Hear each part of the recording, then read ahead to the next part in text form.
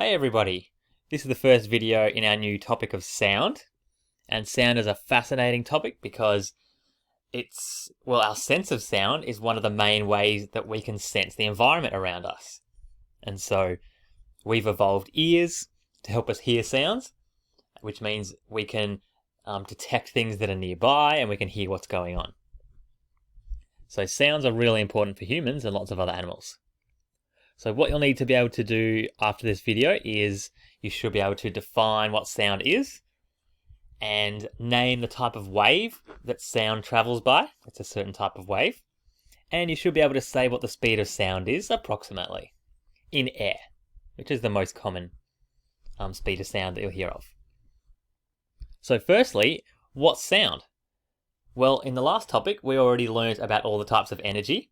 And you should remember that sound energy is one of the 9 types of energy.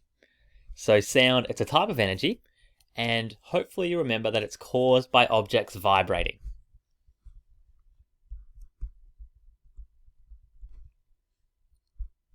So sound, it's a type of energy caused by vibrating objects.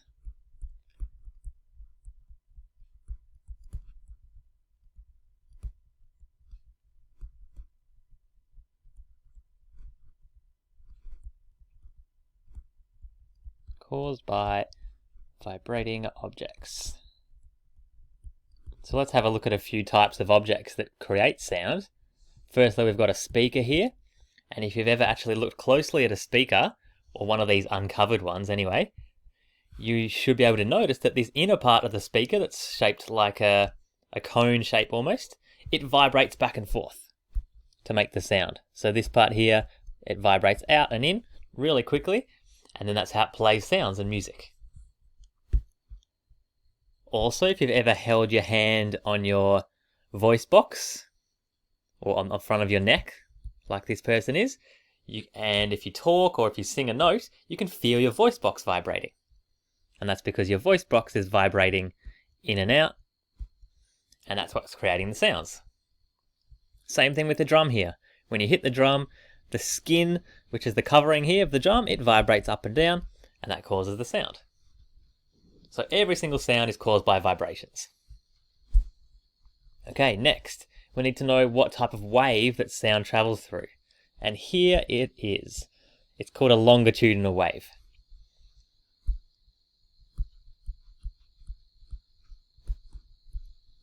So sound travels using a longitudinal wave.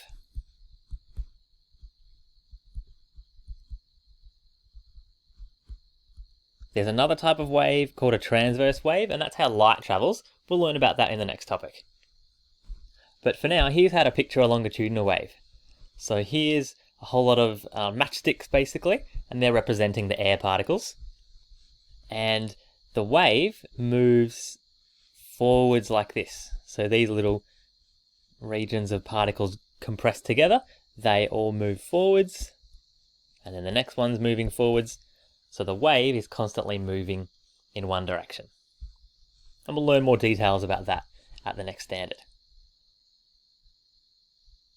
Okay, lastly, what's the speed of sound?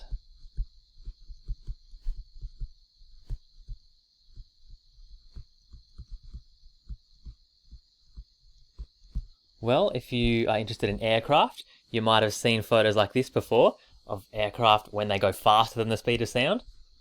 So here's I think it's an F-15 here. Doesn't really matter what it is, but it's going past the speed of sound, and that causes a sonic boom, which you can actually see here.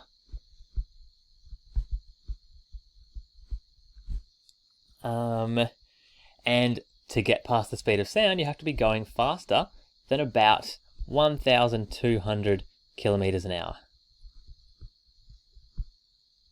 That's about approximately the speed of sound in the air anyway. So the speed of sound is really fast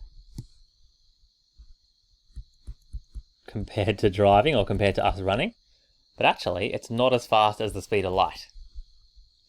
And if you've ever seen someone with a starter gun at the athletics, keep an eye out at the Ashes this year.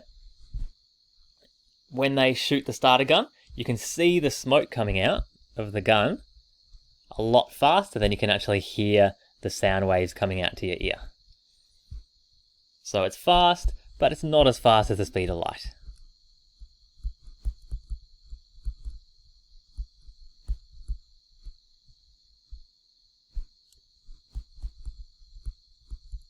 Okay, so memorize it.